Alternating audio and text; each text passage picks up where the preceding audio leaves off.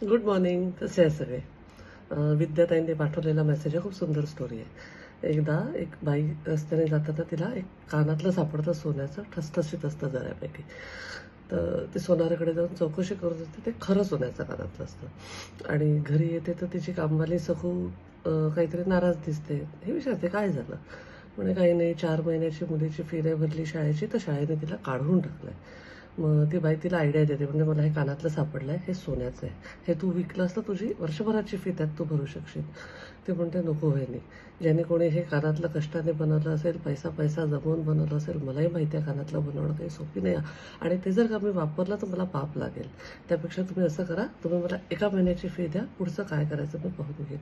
आणि हे जे कानातलं तुम्हाला सापडलं आहे, हे तुमचं काय ते फेसबुक की व्हॉट्सअप त्याच्यावर टाका, म्हणजे ज्याचा आहे तो घेऊन जाईल. तर तिला ती आयडिया आवडते. म्हणते हो यार, ही आयडिया चांगली आहे. ती बाई लगेच त्याचा फोटो काढते आणि ते कुठे सापडलंय, किती वाजता सापडलंय, असं सगळं फेसबुकवर टाकते. एक 2-2.5 तासानंतर तिला कॉल येतो. एक ललिता कान्हेरे नावाच्या कोणी बाई तिला कॉल करतात. म्हणतात ते माझं कानातलं आहे, याचं दुसरं मी तुम्हाला दाखवते येऊन, आणि हे घेऊन जाते. ती बाई म्हणते ठीक आहे. ती सखू ऐकत असते सगळं, कामच करत असते तिच्या घरी. मग एका चकचकीत पॉश कारमधनं ती बाई येते. त्या दुसऱ्या म्हणजे त्या कानातल्याची पेअर तिला दाखवते आणि म्हणते थँक्यू. मला हे कानातलं हरवल्यापासून चैन नव्हतं, कारण हे माझ्या आजीने आठवण म्हणून दिलेलं कानातलं होतं. आणि मी इतकी बेचैन होते, जेव्हा तुमचं हे फेसबुकवर वाचलं तेव्हा मला इतका आनंद झाला. तर ती बाई सांगते ही आमच्या सखूबाईची आयडिया होती.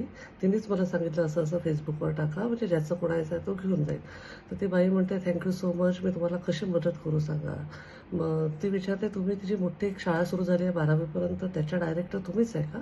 तर ती बाई म्हणते हो, आजीची खूप इच्छा होती शाळा सुरू करायची, पण तिला जमलं नाही. मी सुरू केली आणि देवाच्या कृपेने ती शाळा खूप छान सुरू आहे. मग ही बाई म्हणते त्या सखूच्या मुलीची शाळेची फी तुम्ही माफ करू शकता का? तर त्या म्हणतात फी काय माफ करायची, मी तिचं पूर्ण शिक्षण फ्री करू शकते आणि तिला युनिफॉर्म, तिला लागणारा, शाळेला लागणारा सगळा खर्च मी उचलू शकते. ती बाई थँक्यू म्हणते. ती खूप तिला म्हणते की थँक्यू बाई, नशीब मी तुमच्याकडे काम करते. तर ती बाई तिला म्हणते की माझं नशीब की इतकं त्या मुलीला शाळेतनं फी नाही भरली म्हणून काढलं, पण तू तुझा विवेक नाही ढळू दिला.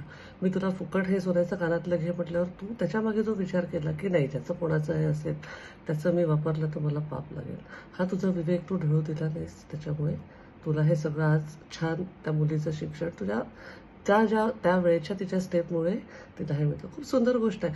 खरंच आपण त्या दिवशी सांगितल्याप्रमाणे तुम्ही कसे वागता when no one is watching you, खूप इम्पॉर्टंट आहे. आपला विवेक ढळू देता कामा नये. Stay bless, life is beautiful. I love you all.